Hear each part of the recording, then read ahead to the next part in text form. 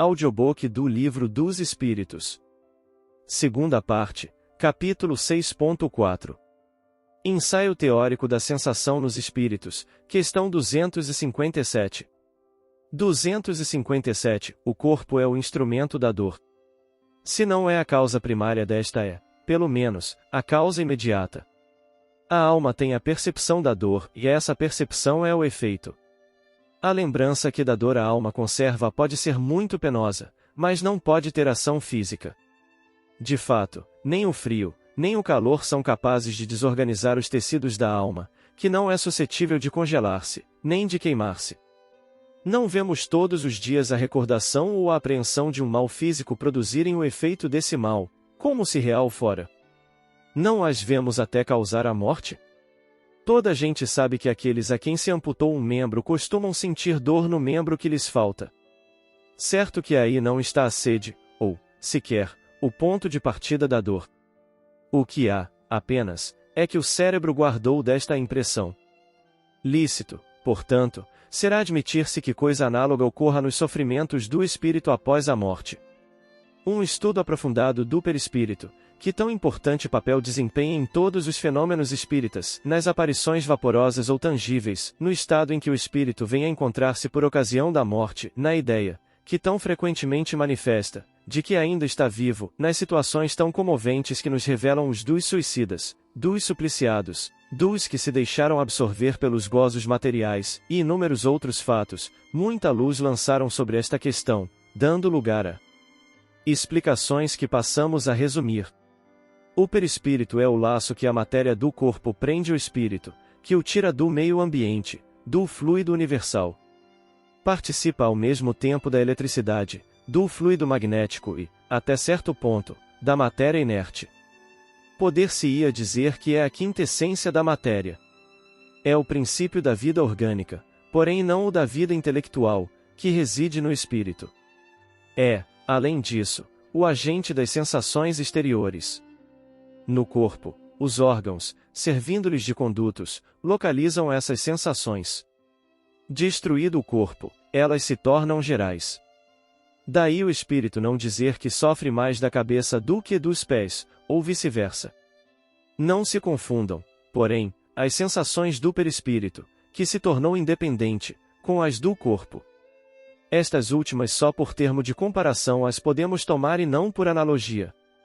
Liberto do corpo, o espírito pode sofrer, mas esse sofrimento não é corporal, embora não seja exclusivamente moral, como o remorso, pois que ele se queixa de frio e calor. Também não sofre mais no inverno do que no verão, temo-los visto atravessar chamas, sem experimentarem qualquer dor. Nenhuma impressão lhes causa, conseguintemente, a temperatura. A dor que sentem não é, pois, uma dor física propriamente dita, é um vago sentimento íntimo, que o próprio espírito nem sempre compreende bem, precisamente porque a dor não se acha localizada e porque não a produzem agentes exteriores, é mais uma reminiscência do que uma realidade, reminiscência, porém, igualmente penosa. Algumas vezes, entretanto, há mais do que isso, como vamos ver.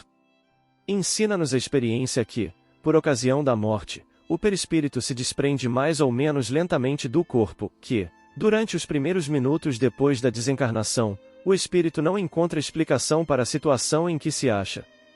Crê não estar morto, por isso que se sente vivo, vê a um lado o corpo, sabe que lhe pertence, mas não compreende que esteja separado dele. Essa situação dura enquanto haja qualquer ligação entre o corpo e o perispírito. Disse-nos, certa vez, um suicida, não estou morto. E acrescentava, no entanto, sinto os vermes a me roerem. Ora, indubitavelmente, os vermes não lhe roíam o perispírito e ainda menos o espírito, roíam-lhe apenas o corpo. Como, porém, não era completa a separação do corpo e do perispírito, uma espécie de repercussão moral se produzia, transmitindo ao espírito o que estava ocorrendo no corpo. Repercussão talvez não seja o termo próprio, porque pode induzir a suposição de um efeito muito material. Era antes a visão do que se passava com o corpo, ao qual ainda o conservava ligado o perispírito, o que lhe causava a ilusão, que ele tomava por realidade. Assim, pois, não haveria no caso uma reminiscência, porquanto ele não fora, em vida, roído pelos vermes, e havia o sentimento de um fato da atualidade.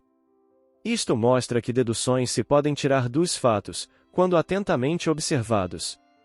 Durante a vida, o corpo recebe impressões exteriores e as transmite ao espírito por intermédio do perispírito, que constitui, provavelmente, o que se chama fluido nervoso. Uma vez morto, o corpo nada mais sente, por já não haver nele espírito, nem perispírito. Este, desprendido do corpo, experimenta a sensação, porém, como já não lhe chega por um conduto limitado, ela se lhe torna geral. Ora, não sendo perispírito, realmente, mais do que simples agente de transmissão, pois que no espírito é que está a consciência, lógico será deduzir-se que, se pudesse existir perispírito sem espírito, aquele nada sentiria, exatamente como um corpo que morreu. Do mesmo modo, se o espírito não tivesse perispírito, seria inacessível a toda e qualquer sensação dolorosa. É o que se dá com os espíritos completamente purificados. Sabemos que quanto mais eles se purificam, tanto mais etérea se torna a essência do perispírito, donde se segue que a influência material diminui à medida que o espírito progride, isto é, à medida que o próprio perispírito se torna menos grosseiro. Mas, dir-se-á, desde que pelo perispírito é que as sensações agradáveis, da mesma forma que as desagradáveis, se transmitem ao espírito, sendo o espírito puro inacessível a umas, deve sê-lo igualmente às outras. Assim é, de fato, com relação às que provêm unicamente da influência da matéria que conhecemos. O som dos nossos instrumentos, o perfume das nossas flores nenhuma impressão lhe causam. Entretanto, ele experimenta sensações íntimas, de um encanto indefinível, das quais ideia alguma podemos formar, porque, a esse respeito, somos quais cegos de nascença diante da luz. Sabemos que isso é real, mas, por que meio se produz? Até lá não vai a nossa ciência. Sabemos que no espírito há percepção, sensação, audição, visão, que essas faculdades são atributos do ser todo e não, como no homem, de uma parte apenas do ser, mas, de que modo ele as tem? Ignoramo-lo.